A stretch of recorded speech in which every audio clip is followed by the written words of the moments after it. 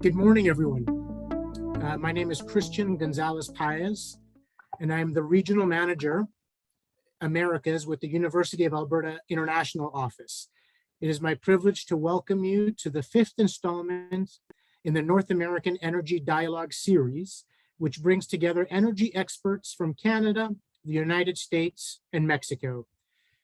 I would like to begin by acknowledging that the University of Alberta is located on Treaty 6 territory, a traditional gathering place for diverse Indigenous peoples, including the Cree, Blackfoot, Métis, Nakota Sioux, Iroquois, Dene, Ojibwe, Saulteaux, Anishinaabe, Inuit, and many others whose histories, languages, and cultures continue to influence our vibrant community.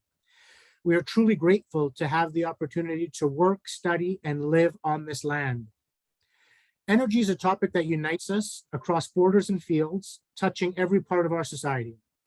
Here at the University of Alberta, we are celebrating Energy Week 2021, a week of events sharing our leading energy systems research in a series of events for the public, stakeholders, and researchers. Today's webinar is one of our featured events, and we are excited to share it with our partners. The University of Alberta, the University of Texas at Austin, and Tecnológico de Monterrey are leading research-intensive universities in these three countries, each with strong energy-focused expertise, and each contributing a unique global lens to the energy systems issues facing us today. Over the past 2 years, our three universities have come together to create this webinar series to enable discussion and analysis on energy technology and policy with perspectives from government, academia, industry, and think tanks. Today, we continue this series with our session, Accelerating the Net Zero Transition. Can CCUS support keep pace?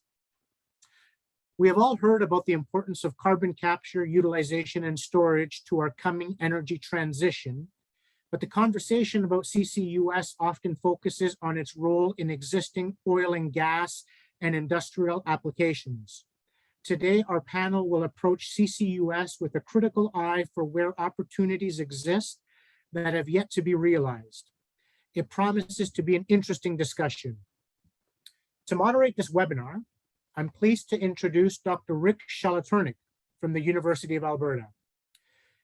Rick is a professor of geotechnical engineering in the Department of Civil and Environmental Engineering at the University of Alberta and holds an NSERC Energy Simulation Industrial Research Chair in Reservoir Geomechanics.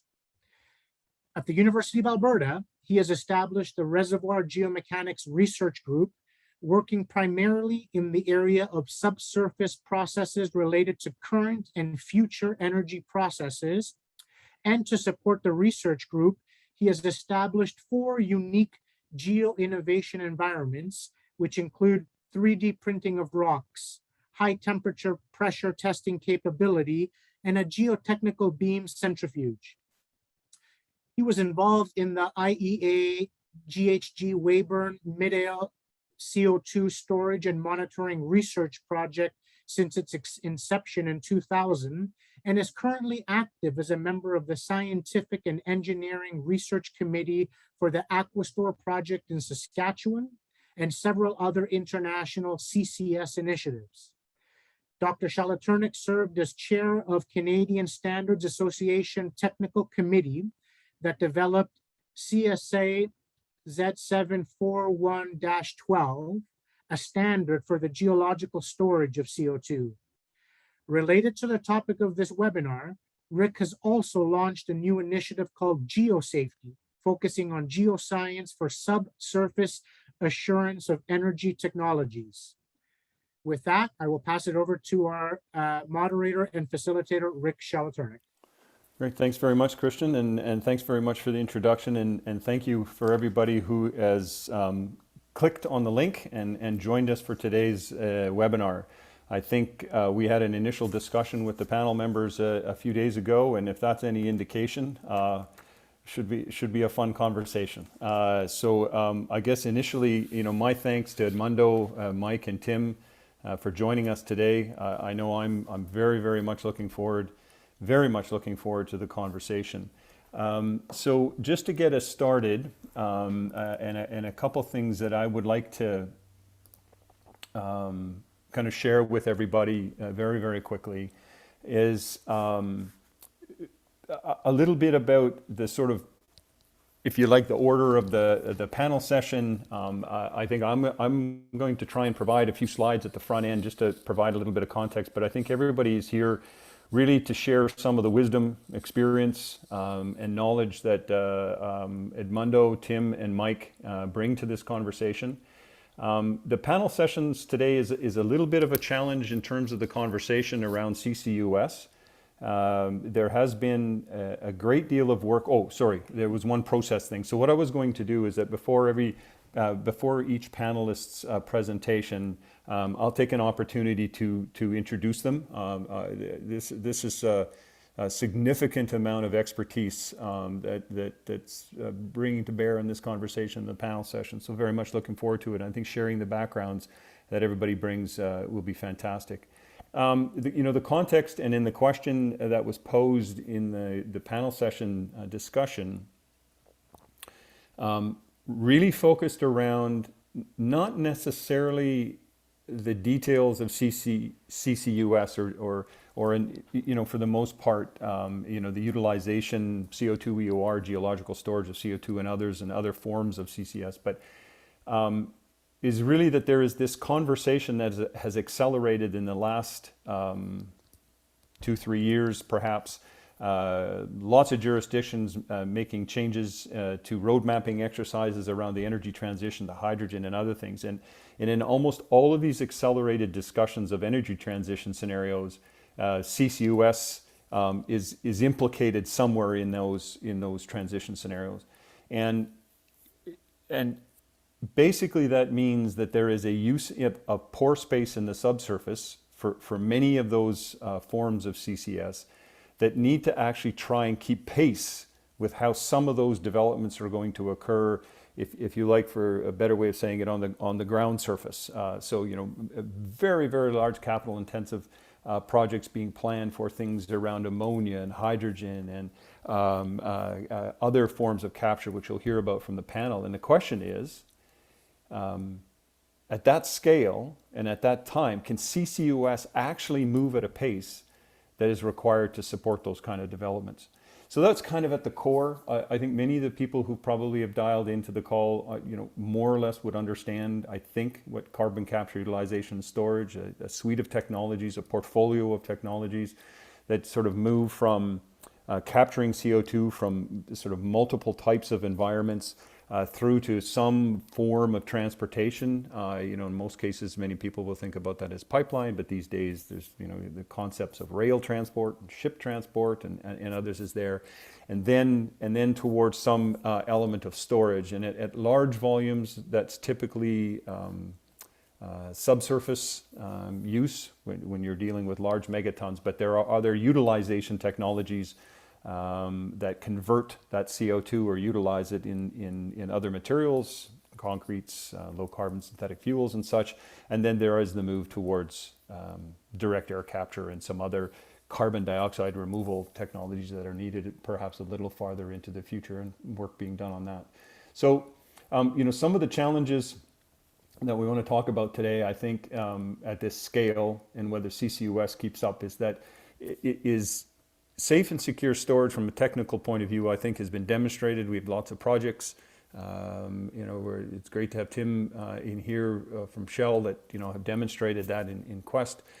The issue now, though, is that if these transition scenarios are planned and now the volumes of CO2 that people are dealing with go up by, let's say, an order of magnitude, then we now have very large-scale projects and multiple large-scale projects that we have to worry about.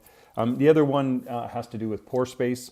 It may be a local experience, but in Alberta, for instance, now, there's a bit of a, for lack of a better term, I'll call it a competition for pore space. There's a hub and cluster concepts. These will impact how how quickly CCUS can transition the storage component of it to supporting some of those larger energy transition scenarios.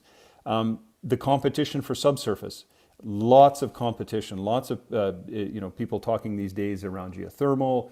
Other things is just a list, it's a bit of a cartoon, but you can see in the middle multiple types of uses, people thinking about the switch to hydrogen, utilizing the pore space for hydrogen storage. So there's all of that has to be factored in as you think about how fast CCUS can move ahead to support some of these energy transitions.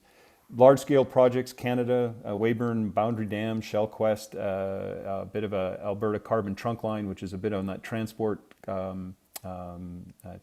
and storage scenario. So lots of examples of how to do this where volumes are, let's say in general, are that sort of 1 to 1.5 megatons per year. But in many of the scenarios that we're thinking about for a lot of projects, like few announcements, if you take the Alberta carbon grid that was announced in Alberta, but there are many instances like this in the Gulf Coast in the United States but here in Canada, where numbers are being talked about, if you like, of 15 megatons per year. These are very large projects that move us much, much faster into larger volumes of CO2 that need to be managed in a way that can support how we transition in these energy scenarios. Pathways to net zero, dealing with oil sands emissions, same scenario. And so, if you look at pathways, this happens to be just a summary of Canadian pathways. Decarbonizing heavy industries, low carbon hydrogen, CDR, low carbon power, cleaner oil and gas. All of them implicate CCUS. So really the challenge becomes management of large volumes of CO2 when we move to these different scenarios. Can it support these transitions? Investments, time, hubs, the transport and infrastructure that's required for transport and hubs. Can it get there fast enough to support all of these plans for moving forward with these technologies? So again, the discussion, I'm going to stop there and let our panelists share a lot of their ideas. It's really about getting them to share their thoughts. What CCS ready to support these in Canada, United States, Mexico, globally perhaps. And for me, for instance, timing, scale, and I have it in gray, but in fact, perhaps money. Investment, is it arriving fast enough to move this ahead? So maybe with that, what I will do is I will stop sharing. And if Edmundo wants to share and bring his slides up, I'll just introduce him. So our first panelist to speak today is Dr. Edmundo Molino Perez, is an assistant research professor at the School of Government and Public Transformation at Tecnológico de Monterrey. His work focuses on the development of new computational methods for studying technological change, which is occurring these days, and the use of data science methods for decision analysis under conditions of deep uncertainty. He currently leads an applied research work on Mexico's water and energy sectors, developing new simulation models and assisting stakeholders in decision-making process. He also leads the Decision-Making Center of the School of Government and Public Transformation and co-leads applied policy research on climate change in Costa Rica, Argentina, and Chile. He teaches courses on systems modeling, advanced simulation techniques, econometrics, microeconomics, and machine learning. So Edmundo, the floor is yours. Thank you, Rick. I'll start sharing my slides now. All right, so let me just begin by setting up a little bit of the context. Just a few weeks ago, this very influential paper was published on Nature. Probably many of you have heard about this. The name of the paper is Unextractable Fossil Fuels to actually, make a possible 50% chance of meeting the 1.5 degrees Celsius target by the end of the century. And the conclusion of the paper is, it was very astonishing because, as you can see here in the highlighted portion of the presentation, basically you have to keep a very large amount of the existing oil reserves underground to be able to have a 50% chance to meet these climate change mitigation target. And in reviewing the paper, what you see is that that number is even considering carbon capture and utilization and storage, CCUS. So that's a little bit of the context today. So that gives you a bit of the incredibly huge challenge that it is to basically develop an industry that can help us capture carbon, but also make the use of fossil fuels more sustainable. If you look at the results in more detail, you can see for the different producing regions around the world, where are the peak years for oil production. And many of those years are, 2020, 2025 for the US, for instance, and that's the same for gas. So it's the paper has become very influential because it really has highlighted the immense challenges that we face as a society, and that the energy industry faces as it becomes trying to become more sustainable. So that's just a little bit of the context of how big the challenge is. Now, as Rick was mentioning, CCUS really is part of a lot of the net zero pathways from different institutions. For instance, the International Energy Association. At the end, one of the things that we have really come to realize is that to be able to meet the net zero targets, you need all the help you can get, and of course, CCUS is part of that that portfolio. For instance, the International Energy Agency estimates around 19% the importance of CCUS in terms of being able to mitigate the amount of greenhouse gases that we need to mitigate by mid-century. Now, what is needed? So, for instance, you can see here on this graph, this is the current state of the industry. Million tons per annum, 40 million tons per annum is what is being captured right now. What is required is that this grows to 5,635 million tons per annum by 2050. That is 14,000% growth required in terms of capture. And that amounts to 400% a year if we see this linearly. So you can really see on this estimation, there's no time to waste. You really need to accelerate this, and huge changes need to begin happening pretty soon. And there's no time to stop on that endeavor. Now, the question is this happening? Is this really happening with the CCUS? And if you look at this graph, for instance, this is basically the activity in terms of CO2 capture and storage, over the last 10 years. And the image is clear in its message. This is not happening. And what there was some interest a decade ago, derived from innovations in the oil industry and oil prices.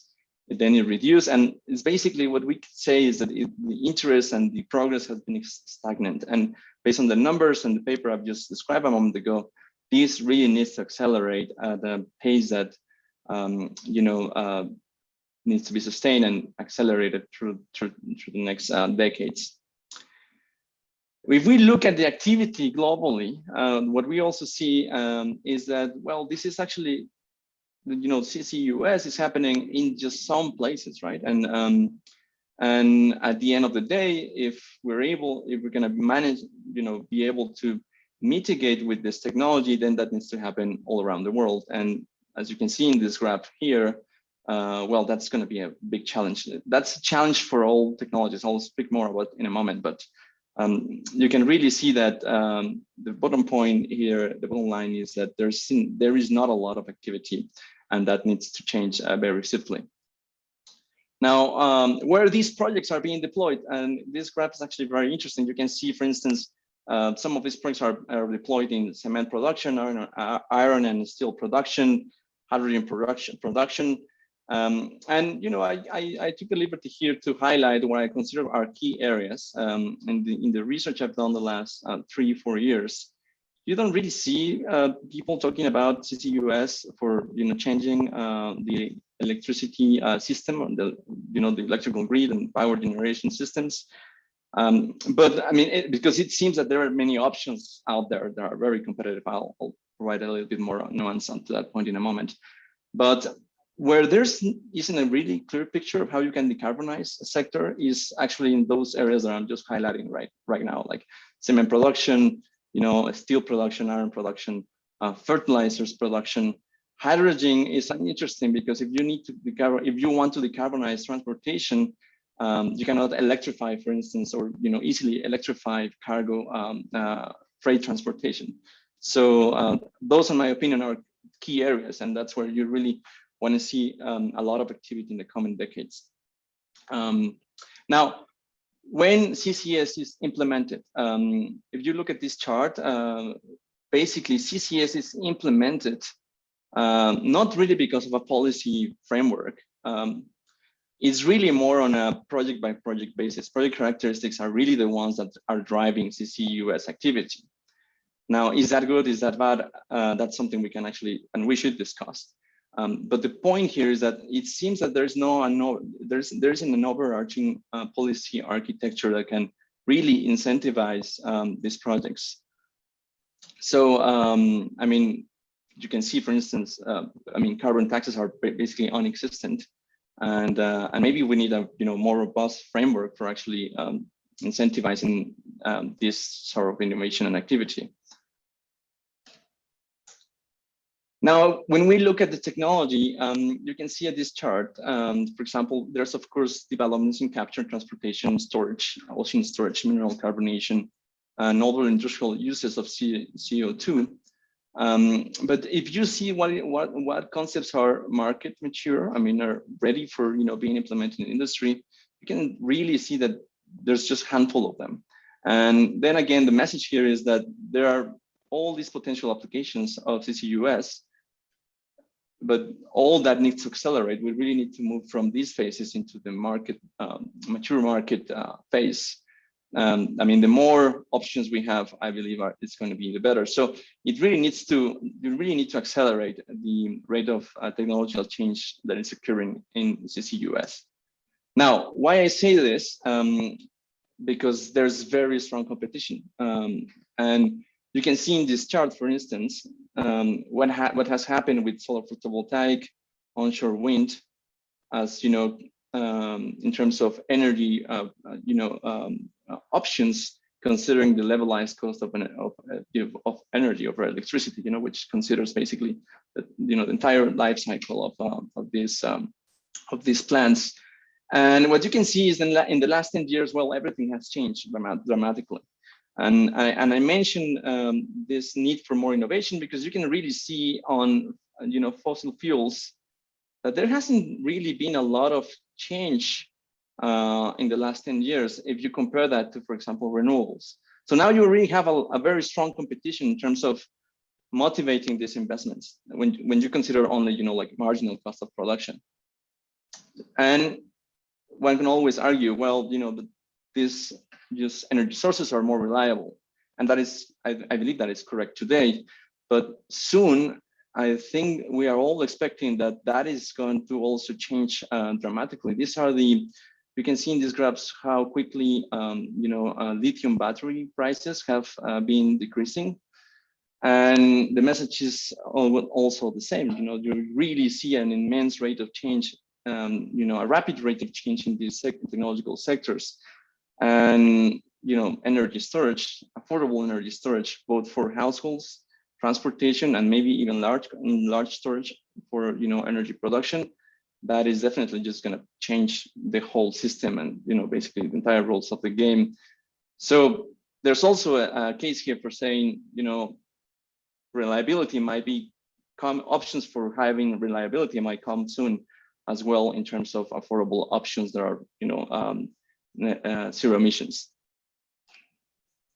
Now, what is, I think, if you consider this issue globally, what is really the theme here is that complex technologies really take a long time to diffuse globally. For instance, you can see here the sheer population using the internet, and really the image, what it tells you is that there's going to be technological leaders and then all the technological followers, and it really takes decades for countries to actually keep up or catch up with the leaders. There's some case of leapfrogging that is correct, but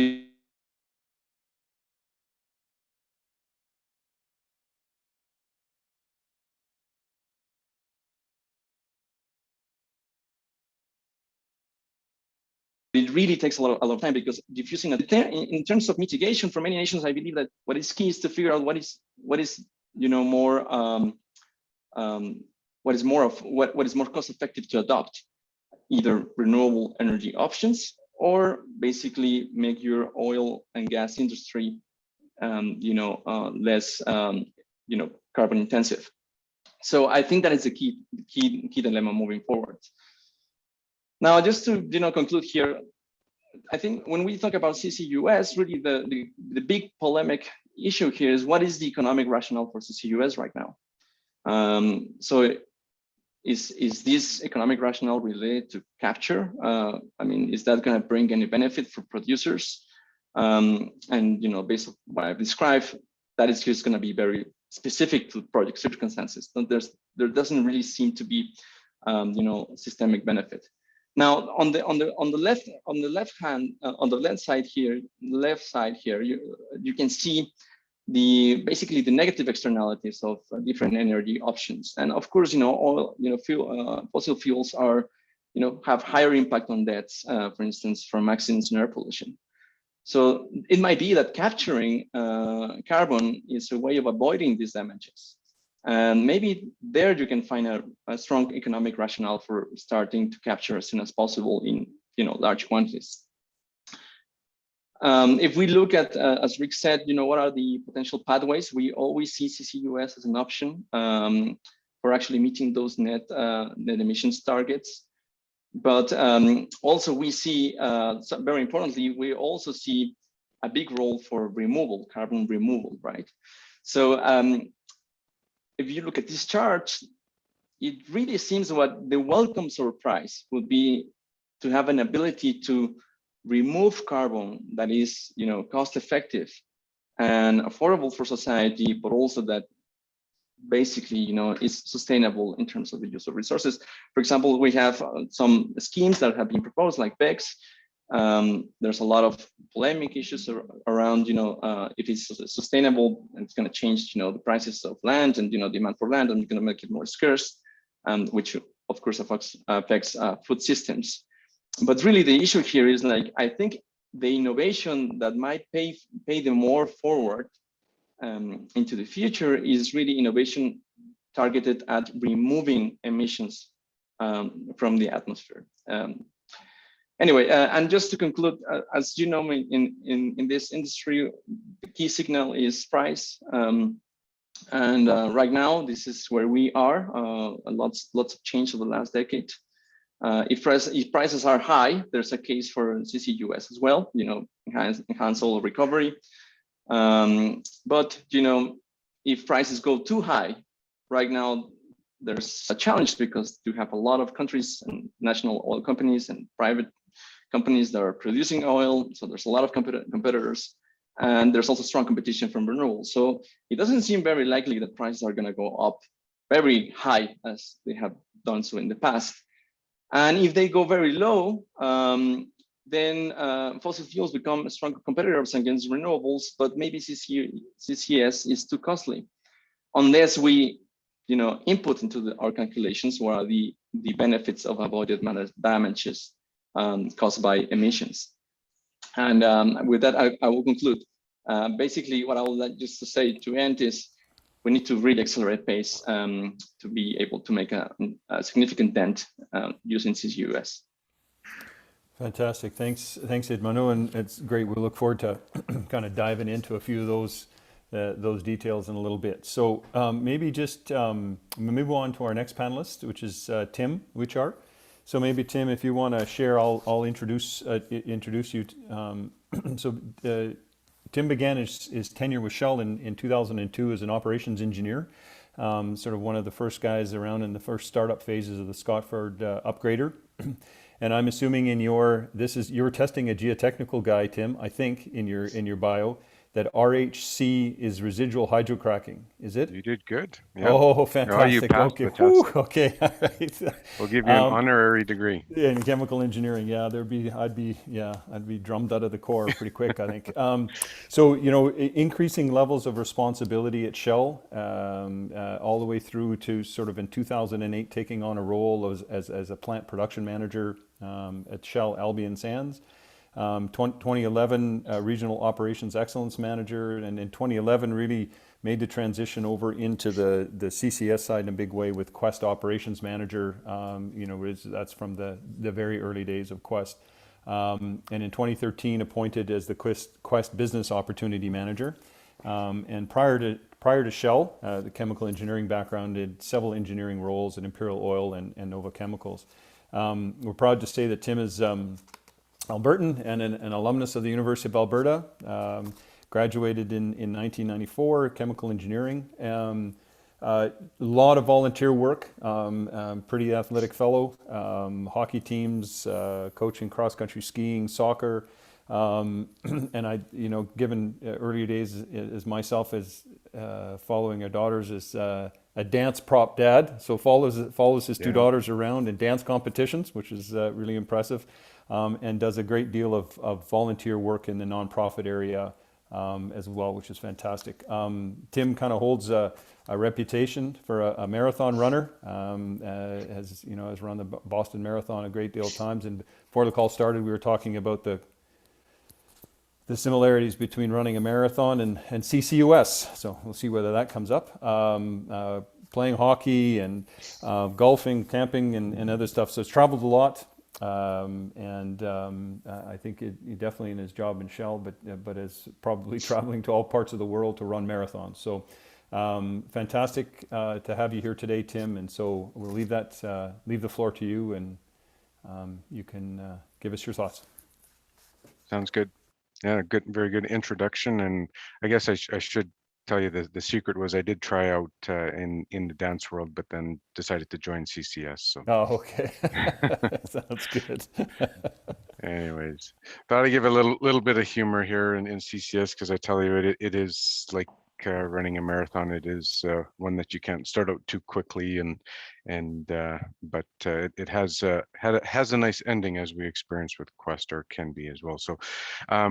So today, actually, a lot of my slides will complement Edmundo. It's a presentation, and although today with the slides that I'll walk through in discussion, I'm focusing on CCS.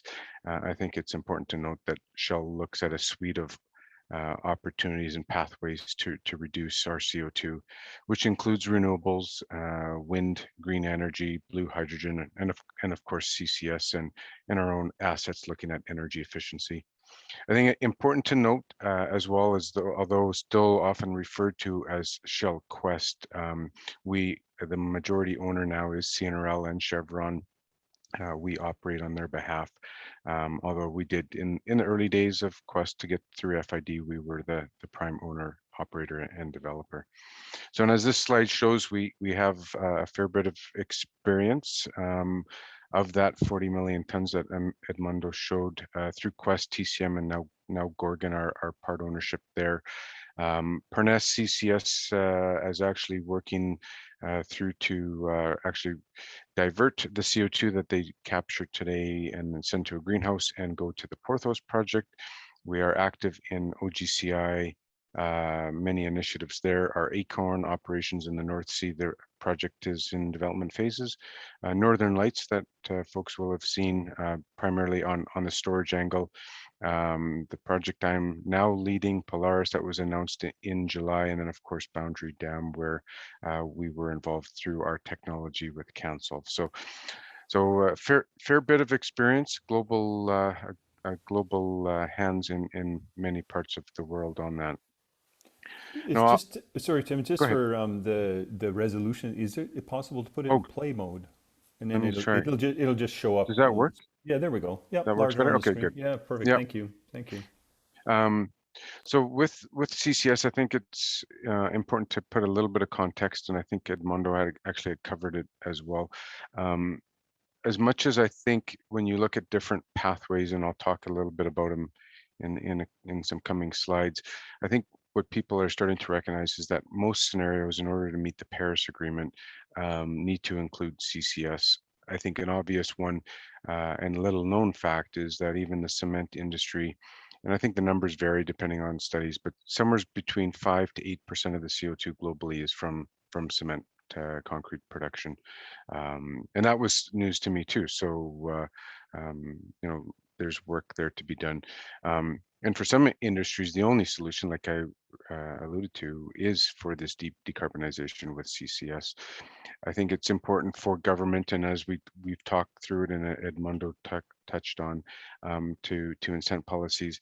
CCS does create a lot of jobs, and the numbers we experienced with Quest is there was about 800 construction jobs over 3 years, and about 2,000 people that were involved in the development of it from the subsurface through to the capture. So does generate new opportunities as well as mitigate CO2. This slide I think is quite neat. You see the different scenarios people have come up with. On the far left is our sky scenario that is quite public, what we believe needs to get to a net zero concept by 2050, 2070 in that range. So actually not far off the numbers that you've seen with Edmundo's slide of around 5.5 gigatons annually from the current 40 million. And I think it's again, just emphasizing, and I think more countries are recognizing it, even as we work through this with OGCI, that CCS will play a role. It's not the only thing that can get us there, but it is one of the tools in the toolkit, as I often mention to people. You can see here the different options that are available for deep decarbonization in the various industries and that go beyond just oil and gas. So you'll see on the left-hand side, cement, iron, steel, ammonia, ethylene, other industries. And of course, there's the electrification. Definitely what we're seeing out there is a lot more interest in hydrogen as a fuel or feedstock. So earlier this month, you'll have seen we've announced an MOU with Mitsubishi to look at supplying hydrogen to Japan. Could be as hydrogen, could be as ammonia, as a fuel substitute for coal and power generation. We're also looking at Scotford through biomass as a fuel or feedstock. So taking basically grains, digesting them, and turning them into biofuels, biogasoline, biodiesels, biojet fuels, and then of course CCS as well. So again, lots of options, and CCS does provide that as an optionality for that. Mentioned before as well, I think this isn't the important one, because in the coming slides I talk about policy, and I think you always the government's always ask what's in it for them, and of course we know that's taxes, and jobs are a source of those taxes, as well as new industry.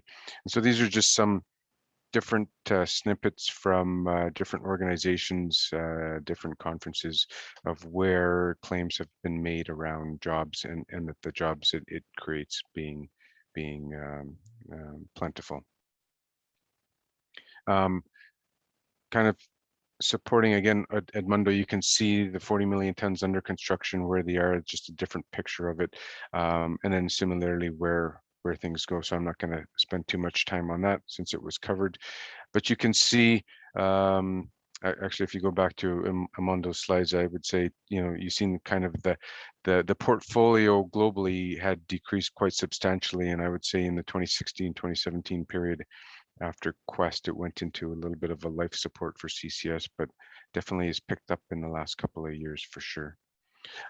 And then last but not least is really around the policy support. And I think there was a question in there, yeah, or maybe a comment. Yes, Canada does have a carbon price expected to be $50 per ton next year. The federal government has announced plans to increase that by $15 per ton per year up to 2030, so somewhere around 170. The U.S. has pursued and advanced a 45Q tax credit for 12 years, $35 US for EOR, $50 for permanent storage like Quest, as well as California has the low carbon fuel standard as well that seems to be increasing. And Norway as well has a carbon tax on petroleum activities, and the ETS in the EU is seems to be on the rise as well. So a variety of different ways that policy support can help. I think where Canada has really played a lead role in it is it does have the regulations in place um, in Alberta, in Saskatchewan, as well as supportive governments, both from, over time from both the left side of the political spectrum and the right. And then of course the carbon prices, which are key enablers on that. So I think that's my quick intro on it. Perfect. Okay. No, that's fantastic, Tim. I think that again sets the stage really well for a conversation around where CCUS sits in the speed of things, so to speak. Fantastic. So our third sort of panelist presentation is from Mike Molina. So Mike, if you want to share your screen again, I look forward to introducing you, which is fantastic.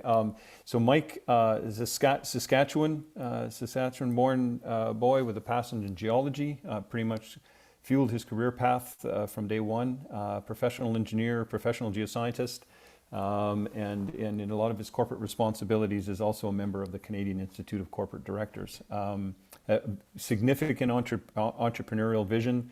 Has worked with many companies in the energy sector throughout his career. Most notably, Mike is the past president and CEO of the International Carbon Capture and Storage (CCS) Knowledge Center, which really has gone a long ways to advancing CCUS.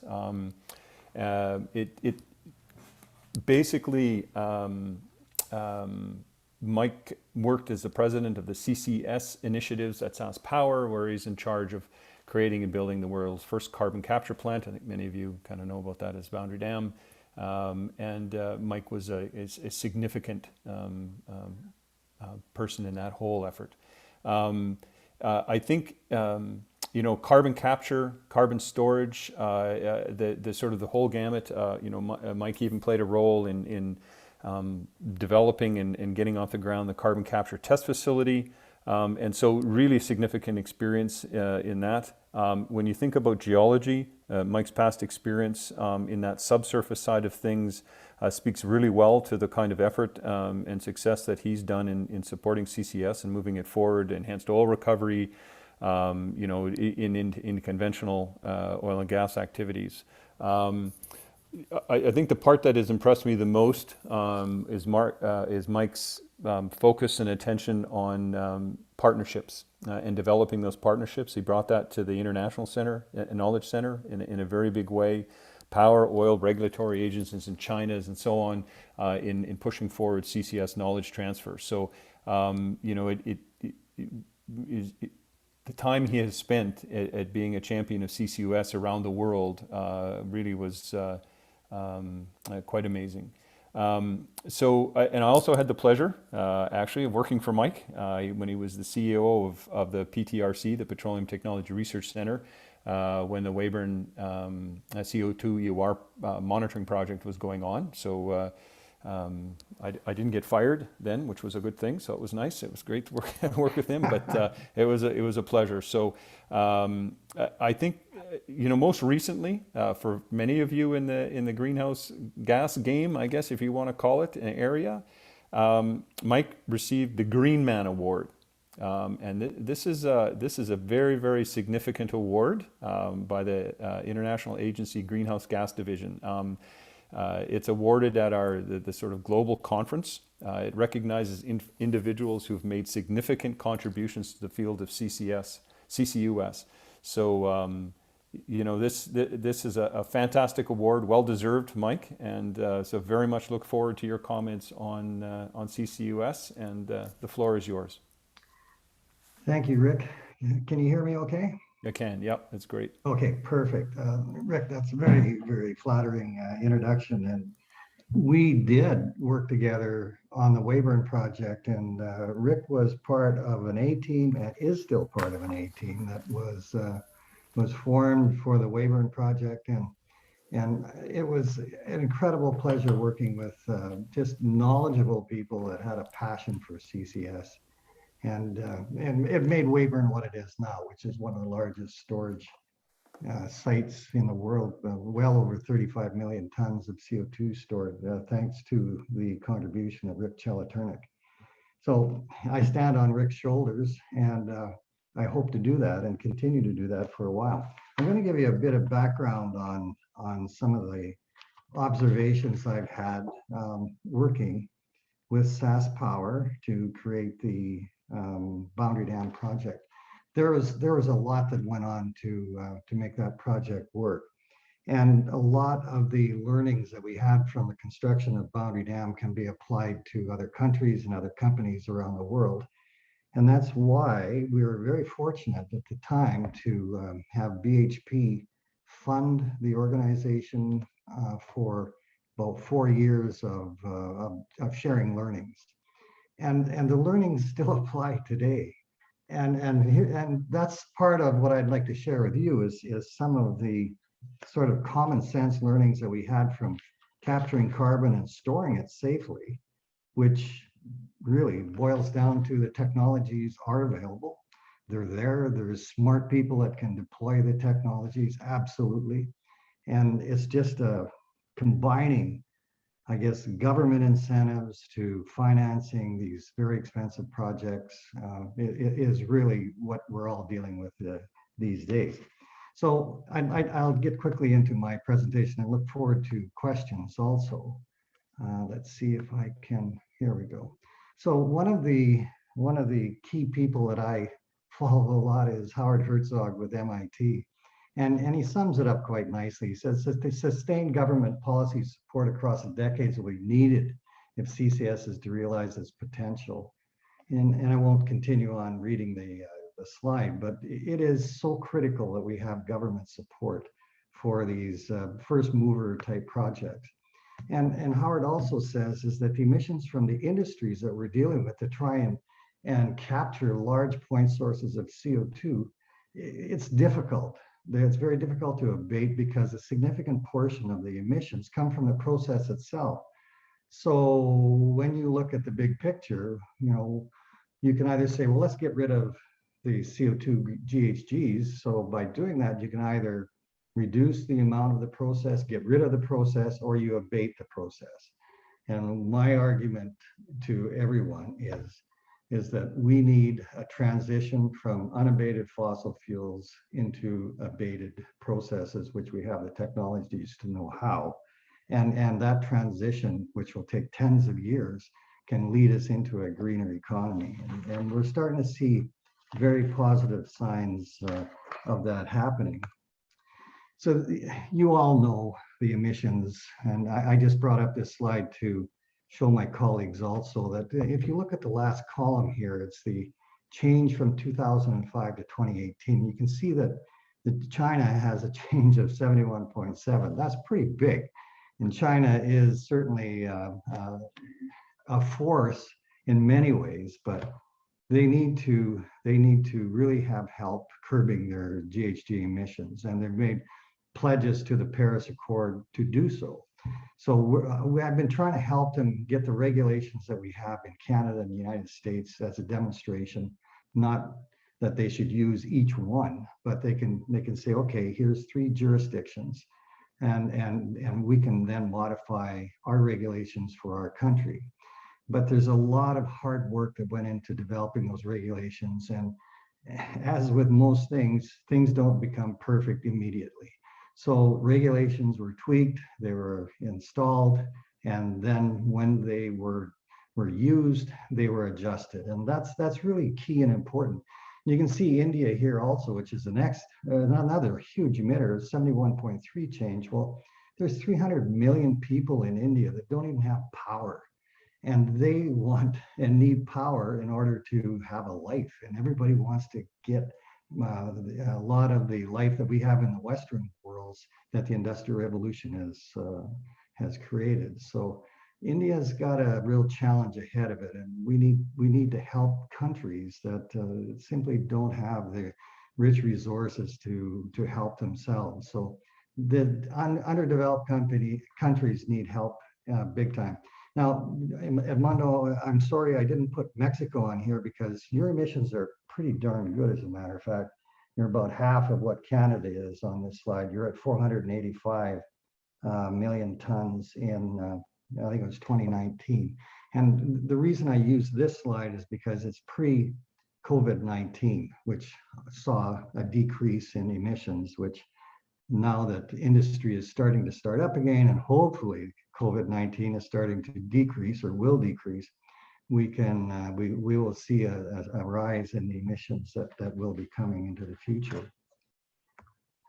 So these views that I'm going to give you are my humble opinion, and I'd love to discuss them with you if you would like to ask questions. But what I see happening is that many governments are trying to reduce their GHGs, but in a democracy, we have usually 4 to 5 year cycles of government. And governments, I find, in my opinion, want to get reelected. That's it. They want to become elected again. So what happens is that the dealing with a climate change issue is huge and it's costly. And I find that governments are nervous about making a commitment within that 4 or 5 years in case something goes wrong. And when they get to a poll again, that they're adversely affected by some of the decisions that they made, say, for example, in climate change. So that's a tough thing because the Boundary Dam plant, for example, when we built it and it went operational in 2014, that it actually is going to be a 30 or 40 year plant. Well, that's very long term, but that plant is very clean and it was built for a lignite coal, which is not popular these days. But what we did learn is if you can clean up a lignite coal, which we took from 1,100 tons per gigawatt down to less than 300 tons or 240 tons of CO2 emissions, which was roughly half of a natural gas plant, which SaskPower had at that time and still has gas plants. And that's really significant. But what we learned is that technology needs to evolve itself. And that's what we've been doing with the Knowledge Centers, going around the world and finding laboratories that we could tie together in order to make a more effective amine that is tailor-made for a specific type of a flue gas. But also is that we found that if we could clean up a lignite coal, you could clean up basically any large point source emission, as long as you could, as the vendor, could adjust that amine for that particular flue gas with that industrial emission. So that I always wondered what would be the next industrial source that really wanted to clean up its act, and the cement industry was the one that came first, and that really surprised me. But it was a really welcome industry that wanted to have a green cement, and I think that's absolutely incredible. And what I've seen change in the last while is that you've seen governments or the United Nations say, well, we need to clean up our GHG emissions. However, I'm seeing a bottom swell of desire from the boardroom to the chairmans of the boardroom saying that our company needs to take action to clean up our emissions. So I see from the bottom up and the top down is going to meet, and we're going to finally, I think, have the toolkit to clean up our some of the things that we're doing to our atmosphere, which is a real blessing as far as I'm concerned. So there's so much misinformation about CCUS out there. For example, there's groups that want to get rid of fossil fuels within days, and there's groups that want to go immediately into renewables. And the real answer is you need all technologies, every type of technology out there, and you need every form of renewable.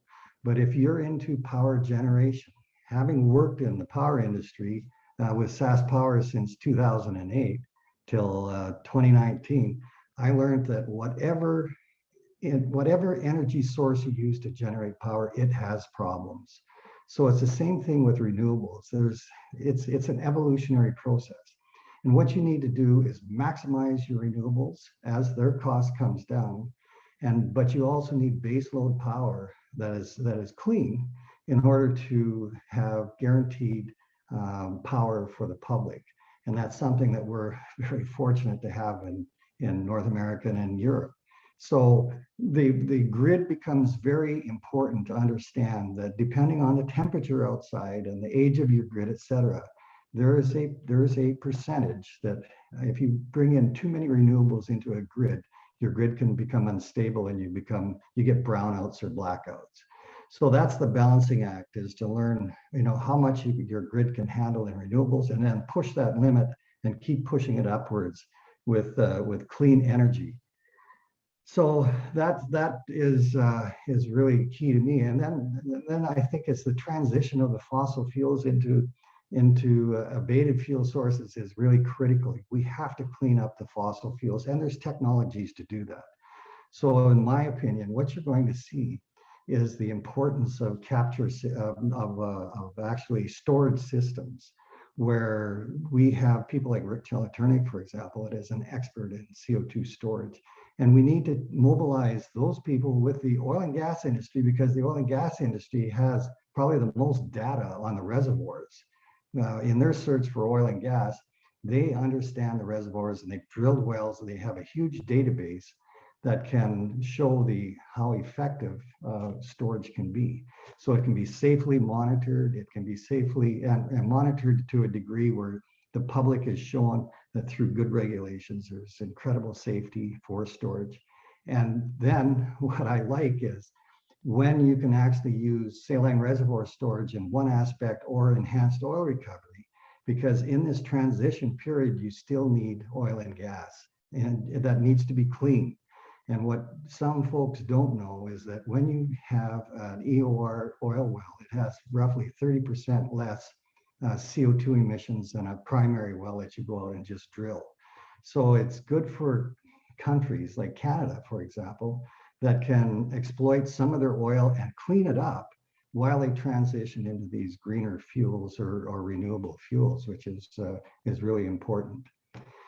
So as I said, I think what you're going to find, or we will find, is that if you've got storage capability, which we're very fortunate in Canada, United States, and Mexico, and in the North Sea, is that is going to be paramount and key. And then if you have a fossil fuel, you will clean up that fossil fuel in order to make it net zero type fuel. So you can take the CO2 that's generated from hydrocarbon or natural gas, bury that CO2 into a saline reservoir, and then you make another product that is really basically net zero. I think that's where the future is going to be. So the incentives that need to be more universally accepted within the world is very important, because Canada has incentives, and whether they're good or bad, they're incentives that are going to prevent, I guess, or the government believes that they'll prevent the generation of GHGs. We have, as Tim just said, we have in 2022, $50 a ton, which was an older limit. Now that will rise to $170 a ton, which will be in 2030. But what people don't realize is that when a government puts in a tax incentive, the public pay that tax.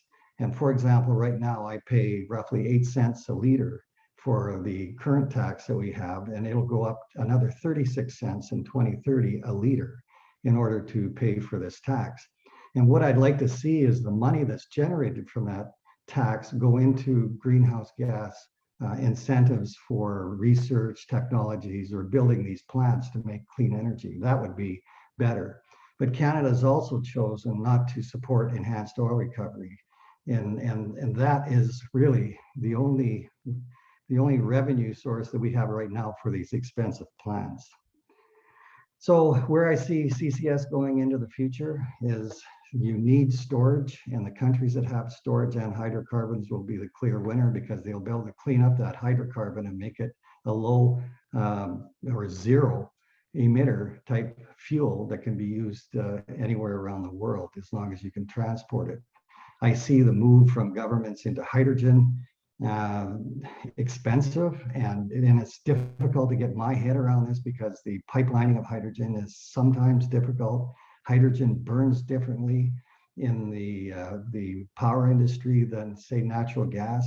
So there has to be well thought out processes, incentives within hydrogen, and even to make it into a, say, ammonia that can be transported and burnt more easily and with less volatility. So a lot of work has to be done in the future. But as far as I'm concerned, the good news is we have the people that can do this. We have the technologies to do this. And there will be new technologies that come in, but just from my point of view, and when I worked at SAS Power, when we looked at new technologies, we realized it would take 18 years before a new technology was conceived into commercialization. And we just don't have time for that now. So let's develop the technologies we have, like post-combustion capture or whatever. And the new technologies like direct air capture will be into the future, but need to be scaled up so that we can see their true economics. Rick, thank you very much. And that's the end of my presentation. Fantastic. Thanks, Mike. Thanks for sharing some of that, the experience that you've gained over the last many years. That's fantastic. So that's a great swath. One of the things I had forgotten to mention at the very beginning for the attendees that please enter your questions in the Q&A session.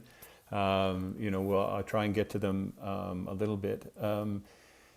And actually, I am going to ask a fairly directed question to the panel, just to start this conversation off. It follows a little bit. I think it's in essence a kind of a question that comes from Don Lawton, and I'm going to paraphrase it a little bit. But when you look at the context for the question we set for the panel, let me see if I can. I'll see if I can ask this in a certain way relative to your thoughts around CCUS. I am not going to go and deploy large-scale subsurface storage of CO2 unless I have a large supply of CO2. So it's not quite the chicken and egg, but I need the capture part. So yes, there's lots of challenges on capture, but if you make the decision that in the industrial side, power, the part on the that Tim and even Edmundo had referred to, in ammonia production and everything else, there's this CO2 stream that has been potentially captured.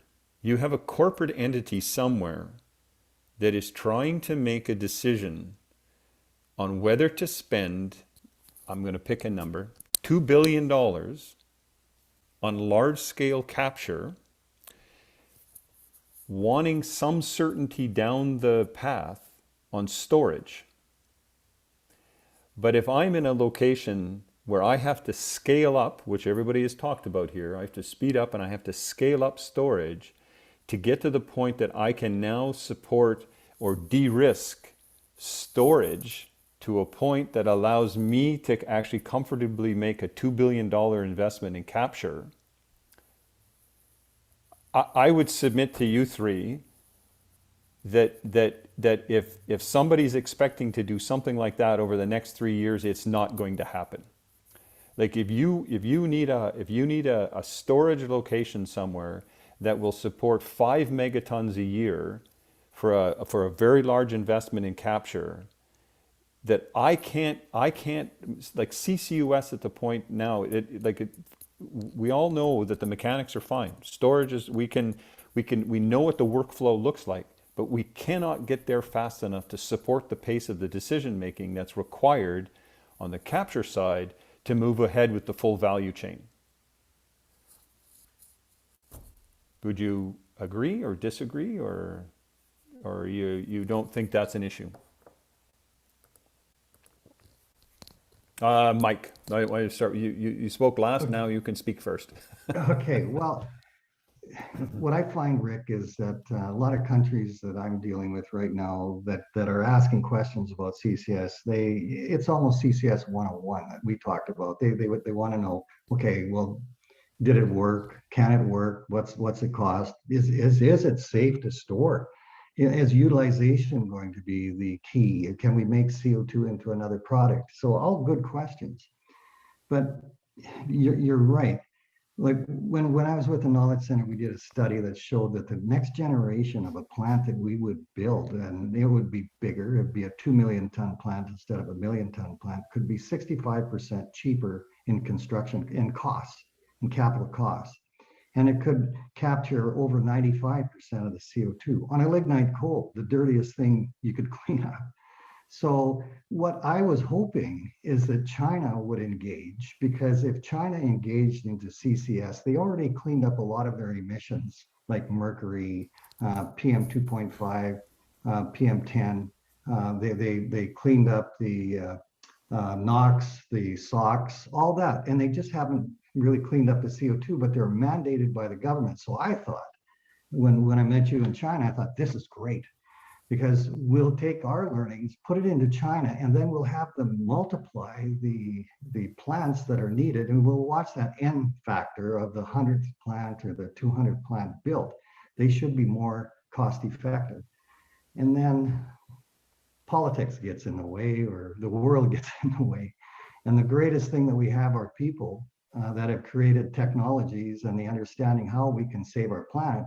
And the worst thing we have are people that put impediments up for us, that know what to do or how to do this, that don't let us do the job. So it's a tough situation. And so back to your question, a lot of people don't believe the storage is safe. We need more demonstration projects to show that will happen. We don't have the dense population that they have in Europe, which is why we should bring Japanese and Europeans over and have them look at the Boundary Dam project or your Aquastore project, because we have pipelines all over the place going near towns and nobody's worried about it, and there's been no accidents, which is great. So it's just, there is no good financing model out there. I get people from California that come in and say, we would like to finance CCS, and they look at it and they say, but there's no profit here. And it is. And that's why you need enhanced oil recovery, because in the Boundary Dam case at Aquastore, at least some of the money comes back into the plant that cost $1.6 billion for a power unit and a capture unit. So the capture unit was less than $1 billion, it was 900 million. But that's the problem. And that's when governments come in that have to create that incentive so that you will build a capture plant of at least 1 million tons, which is the economy of scale. And then your storage will develop quite nicely after that. So sorry, that was a long answer, but sure. it's Tim, maybe Tim, your thoughts about that sort of challenge, I guess, if you like. To help me understand, so the challenge you're suggesting is people want to do the CO2, but is there really the storage there? Well, so relative to our question is that, we have lots of policy and economic indicators that suggest that there are a great many things on the books relative to the capture side of this equation. Lots. Significant investments. And CCUS has been laid out there as the option for dealing with your CO2 emissions at volume. So it just says, listen, don't worry about it. We'll get you a hub. We're good to go. But I need to make an FID decision on some of these sort of policy decisions that people are thinking about, maybe within a 12-month time frame. But it takes you 2 to 3 years to get through a sort of a full site characterization program. For the most part anyway, to go and actually firm up a storage site that says, yes, listen, I've got 200 megatons of capacity in this particular horizon, and I can support CO2 coming from multiple sources, so that you capture people when you go to make your decision. We're good, but I can't get you to that certainty for 2 or 3 years. So how do I make the decision on the capture side if I can't get there to the storage side within 2 to 3 years? Okay, it's a very similar dilemma that we had with Quest. I think it's important to put it in perspective, though, because I get asked this question quite a bit, and I always go and refer to my friends at the U.S. Department of Energy who have a storage atlas. So to put Alberta's storage capacity in the saline aquifer into perspective, if we were able to capture our 100 million tons a year, we'd have enough storage capacity in Alberta in the BCS for 800 years. Mike's home province has 3 times that for that same capacity. So from a storage perspective, there is a lot. The thing that we learned really with CCS, not only on cost but in schedule, 80% of your challenges in cost and schedule will be on the capture. So so our critical path with Quest was not the pipeline and the wells. Those 3 wells in that pipeline were done through basically a winter season. So call it 6 to 9 months. The capture is what took us from FID to startup of over 3 years. So I think that's actually one of the questions the government has asked in this new expression of interest is how would you approach as a hub operator people that are interested in bringing CO2 to you? And I think, you know, a couple business models you might have an open season where you open your store to people that are interested and kind of go through an RFP, or one of the angles to look at is that you actually build out. So for example, Alberta Carbon Trunk Line has done that. They've got a pipe that's capable of 7 million tons, and I think they're putting through about 2. So they've built out excess capacity. So I think there's a couple of ways that can be addressed from where we are today proactively to be able to accommodate that CO2. No, good. Okay, fantastic. Edmundo, your thoughts about any of those aspects? Yeah, no, I think, you know, Mike and Tim are right on the money. I mean, I believe that the challenge is how do you really, so it's sort of a labyrinth when you really try to articulate what is the economic case for capturing, you really quickly fall into a complicated situation. So we can argue, well, you need the policy, and policy is going to play a big role. But in a way, and in my experience doing, you know, quite a few studies on decarbonization, I think policymakers have what they want. They already have the options. So the question here is, how do you really push forward with the with CCUS development and deployment? And I think this really at the firm level, like, you really need to start asking yourself, where are the markets? Where are the potential you know, providers, and what are the potential consumers to this? And I think you're not going to make a rational case out of it if you just use traditional, you know, economic analysis. I think you really need to look at the co-benefits. Some of the co-benefits already were mentioned today. For example, Tim mentioned the number of jobs creation. That's a big policy concern, and that can be quantified. I mean, you can really say what is the multiplier effect of a project. And you can also measure co-benefits in terms of, you know, avoided damage to the environment and to, for example, avoided number of deaths.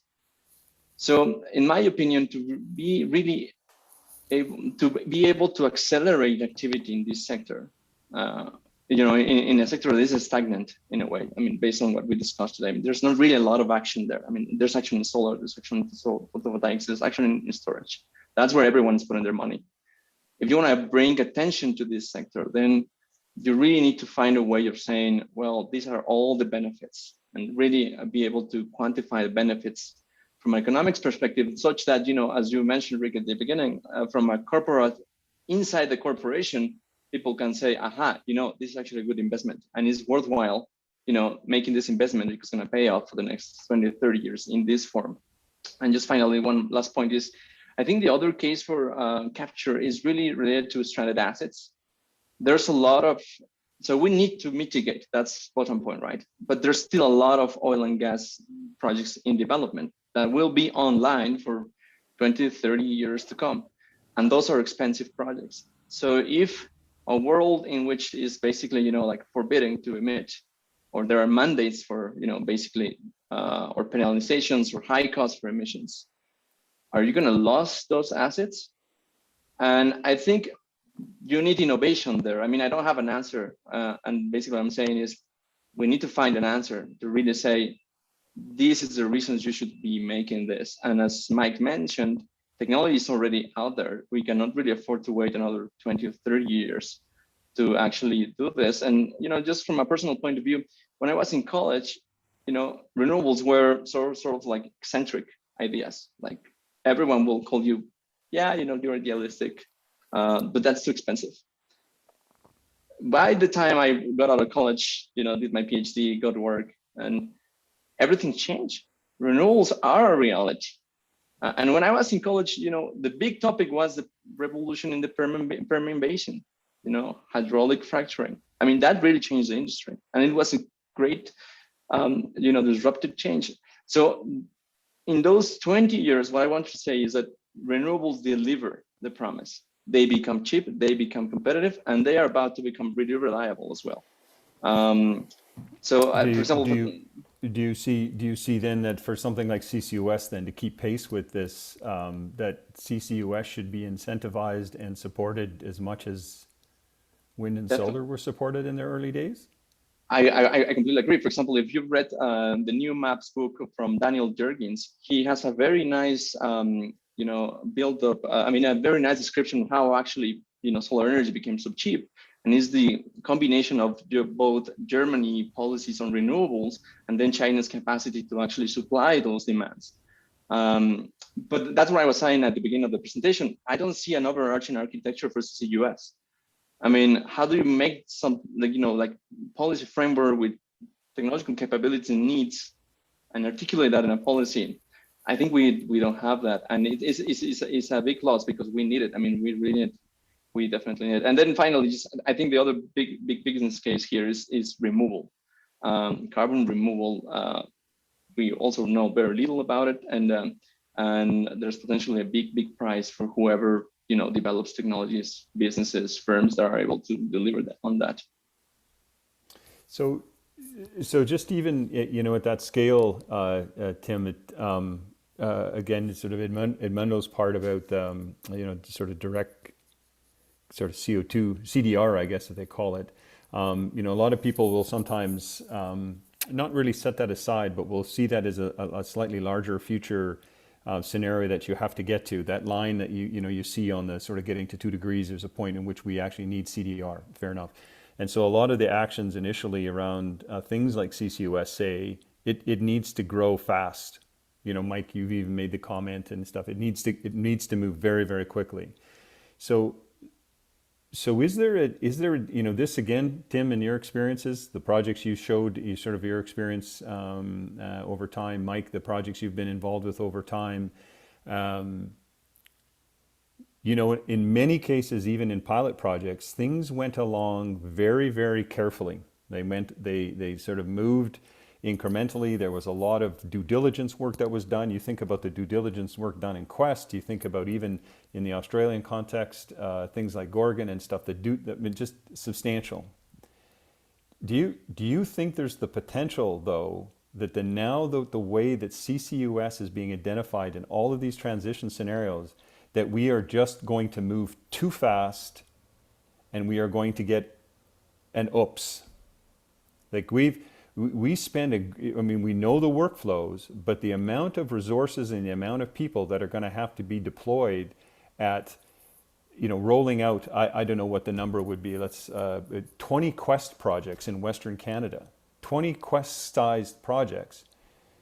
Is there a risk that we can't actually, foregoing the capacity question, that just when you roll these things out, that we just will not be able to sort of keep pace with what's required to ensure all of the elements that are required for those projects to ensure we don't get an oops?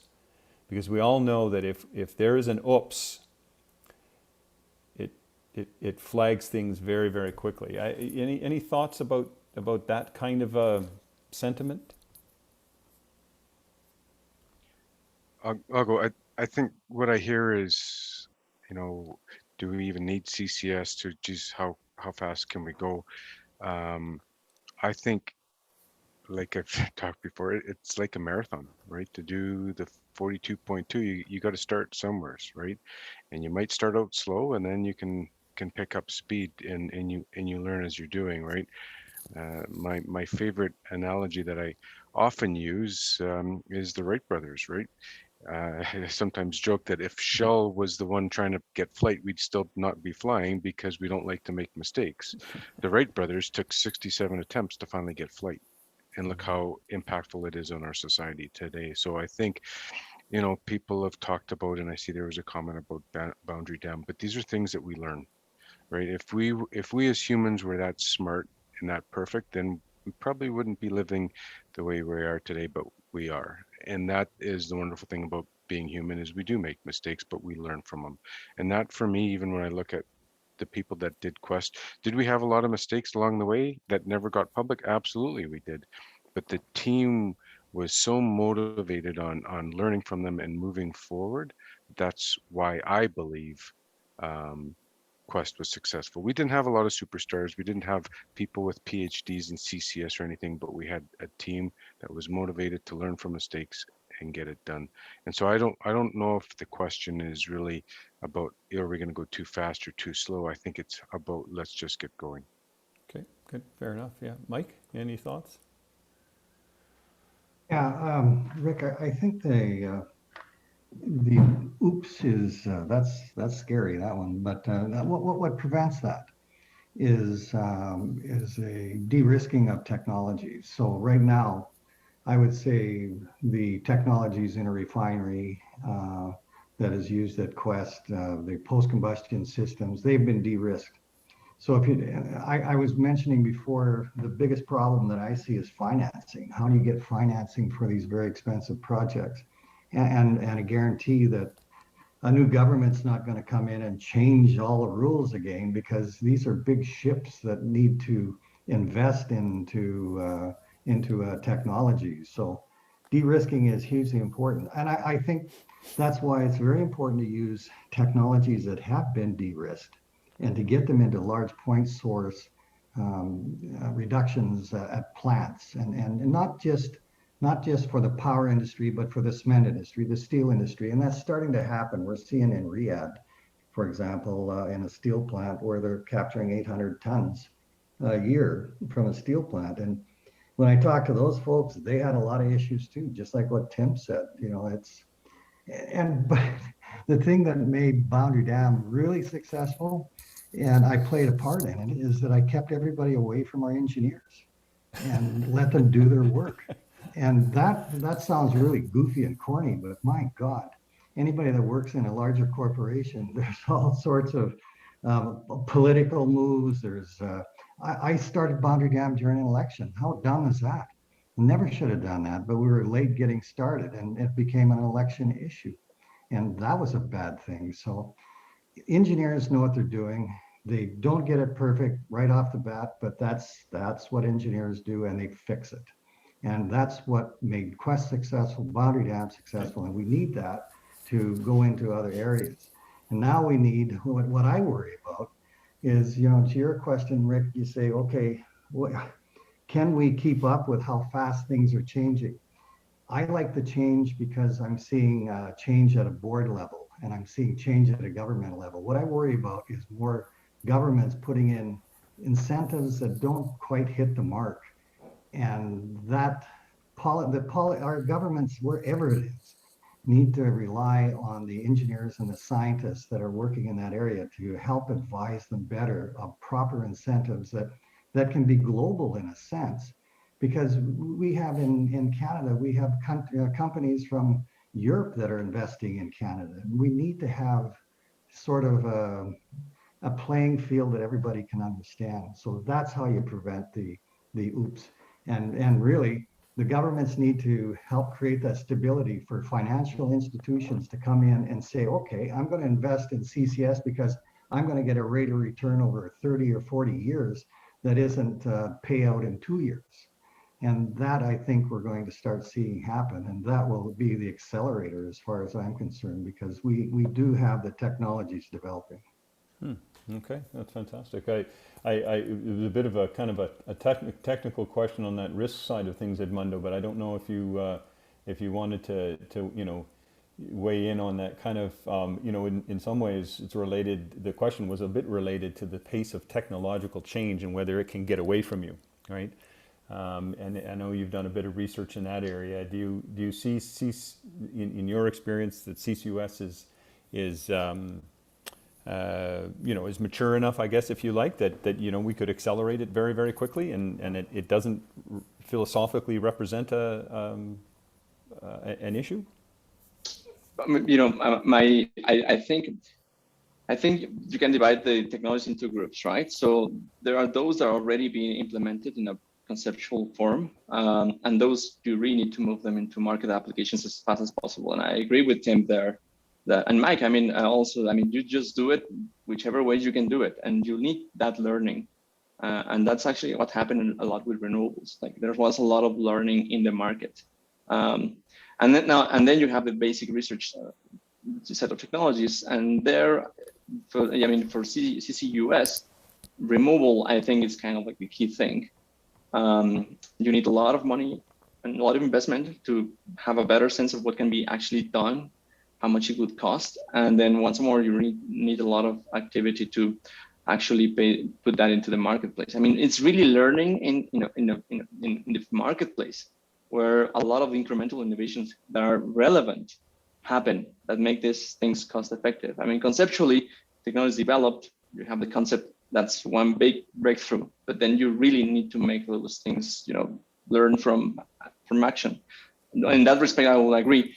There's, of course, challenges and risks, and those need to be managed. But once more, if we go to the benefits, the systemic view of these technologies, by not capturing, you're already killing people, right? So there's already people, dying from air pollution. There's already people dying from, extracting oil and gas.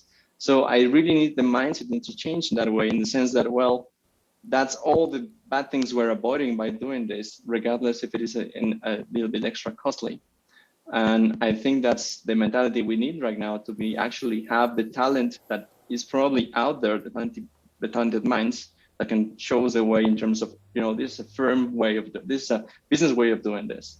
Okay, good. There's just a couple of minutes left, and I see there's one question right at the very bottom, which is this. Mike touched on it. Definitely, Tim. I don't know if you guys have seen it in the thing, and it asks about, in the speed of this transition in the rollout of CCUS, is what the role of EOR could be in getting the show going, as the question was stated. And I'm going to add a slight twist to that question, since I'm trying to be devil's advocate a little bit of this. I think we've seen reports lately from, and I got to do this quickly, from Mark Carney and others about, ESG type investing and all this other kinds of stuff. And so there are certain questions about, if a molecule of CO2 leaves a particular site, goes in a pipeline, and you don't really quite know where it's headed, but it goes towards an EOR site, and you have a corporate policy about not wanting to involve yourself in fossil fuels, but you need storage. How does that get managed? And so how do you wrap all of the saline and the CO2 EOR in all of that in this sort of very, very rapid development of CCUS? Any your thoughts on a split like that, Tim? Do you see that as an issue, or maybe not so much of an issue? I think for some companies, absolutely, that is an issue, because of the carbon in, naked carbon out argument. But that's where I think there's, the mix, and we chose with Quest, we looked at both EOR and saline aquifer, and just, kind of understanding the lay of the land and where some of the project proponents back in those competition days with Quest we chose saline aquifer, and just, recognizing even with the volumes that I kind of shared on Alberta's storage, even EOR in Alberta is probably only about one tenth of what the saline aquifer option provides you. So I think, in Texas they're doing it today, but with natural CO2. But the challenge still is in the capture cost and getting a decent return for them. But I think with Shell, when we look at the global availability of storage, and again, going to the US DOE storage atlas, you'll see those numbers there, that saline aquifer by far and away dwarfs any EOR storage. So yeah, okay. Mike, any thoughts? That's sort of split and yeah, and then Well, maybe that we'll make that the yeah, final comment since Christian just showed up. So Yeah, no, that's fine. I'll try and be quick on this, Rick, but I believe in EOR. I mean, where else are you going to get any money for CCS? I mean, nobody, if you want to develop a saline reservoir slash EOR type reservoir, you're going to have to spend a lot of time doing reservoir siting. You're going to have to drill some wells, injection wells, with no guarantee that you're going to have CO2 to pump into the well. And you don't want it, nobody wants to pay to get rid of their CO2 because where are they getting the incentive for a $800 million plant? So it comes right down to economics. And I believe you need a mix of both. As you know, the province of Alberta, for example, and Saskatchewan need revenue. The government needs revenue from the oil and gas industry. It creates jobs, it creates revenue from businesses, et cetera. And if they say, okay, let's just stop EOR, let's just stop fossil fuels, then the country's going to have to buy fossil fuels from someplace. So you may get a less environmentally friendly place, like I don't know, pick a country. So there's lots of them. And it's just not, it doesn't make sense for a province or a state or a country not to maximize the resources that they have. So I believe in the first moving of the economics for CCS, you need EOR.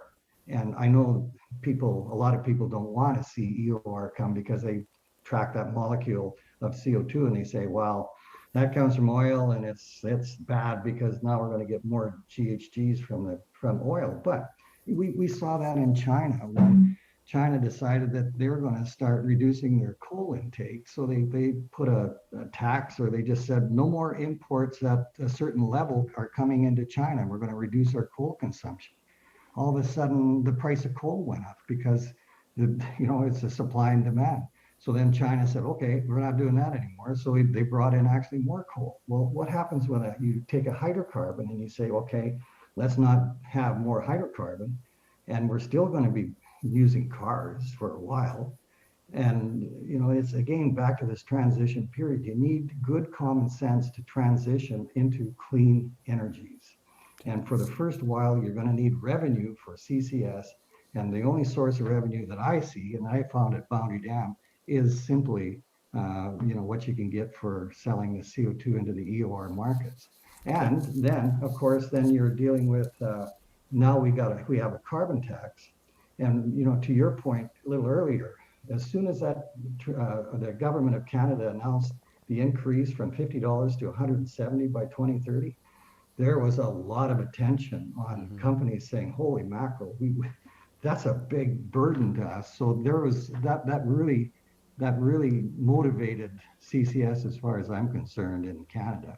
But I'm not saying that was a proper mechanism, but it certainly got everybody's attention. Okay, fantastic. Well, listen, let me thank you all very much. That's a fantastic discussion. I think this is, the acceleration of this is, it's going to go on for a while. It's going to be an exciting space. So thank you all for your comments and your input. And I'll turn the floor over to Christian to close out the panel session. Thank you, Rick. And I want to thank all the panelists for a great discussion. We appreciate all of your insights, and I speak for everyone here at U of A, and I think for everyone in the audience when I say we've tremendously valued your today's discussion. Just a few programming notes before we wrap up. U of A Energy Week is almost over, but this afternoon there is a session of the Future Energy Systems Research Symposium that everyone here at the audience would be welcome to join. The topic is connected to our discussion today, systems and futures. Energy systems connect communities, technologies, environments, and economies through a complex nexus of thoughts, possibilities, and opinions. Emerging modeling tools, new technology that facilitates the energy transition, and an understanding of our society are critical areas of research if we are to successfully adapt our current energy system to meet the demands of our low carbon future. During this session, U of A grad students and postdoc fellows will convey their research in brief 5-minute lightning talks designed to be accessible to public audiences. I've had the pleasure of judging previous sessions in this symposium, and I found the presentations to be excellent and very informative. If you want to register, I've shared the link in the chat, so you can look there. And also, please also stay tuned for future North American Energy Dialogue events organized by UAlberta, University of Texas at Austin, and Tec de Monterrey. We're thinking about 4 or 5 more in the next calendar year. So something to look forward to. Thanks for everyone for joining us, and I wish you all a great day. Thank you. Take care, everybody.